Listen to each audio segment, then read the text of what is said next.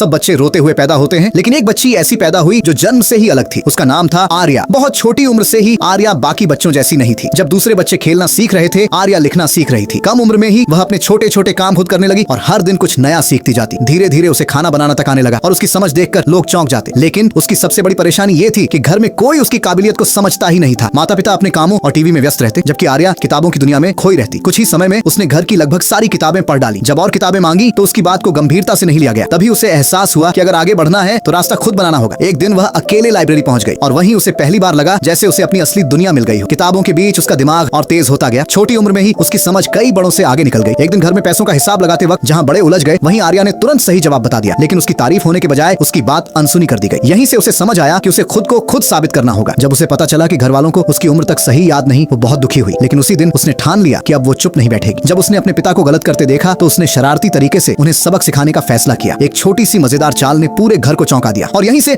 आर्या की चुपचाप लड़ाई शुरू हो गई। इसके बाद आखिरकार उसे स्कूल भेजा गया। स्कूल उसके लिए किसी सपने जैसा था। वहाँ उसकी दोस्त बनी और पहली बार उसे लगा कोई उसे समझता है। एक दिन क्लास में मुश्किल गणित का सवाल पूछा गया। पूरी क्लास चुप थी, लेकिन आर्या ने तुरंत सही जवाब दे दिया। टीचर को यकीन नहीं हुआ। उन्होंने जवाब दोबारा जांचा और वो बिल्कुल सही निकला। अब सबको समझ आने लगा कि ये कोई साधारण बच्ची नहीं है। उसकी प्रतिभा देखकर उसे ऊंची कक्षा में भेज दिया गया। एक अनदेखी बच्ची अब सबके लिए मिसाल बन रही थी। कई बार दुनिया देर से पहचानती है, लेकिन असली टैलेंट एक दिन खुद चमकता जरूर है।